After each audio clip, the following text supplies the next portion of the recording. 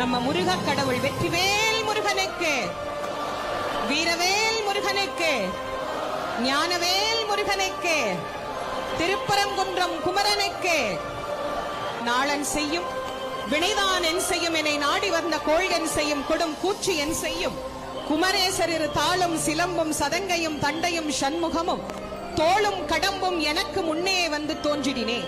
செயல்பட்டழிந்தது சிந்தூர் வயற்பொழில் தேங்கடம் பின் மால்வட்டழிந்தது பூங்கொடியாள் மனமாமையிலோன் வேல்வட்டழிந்தது வேலையும் சூரனும்.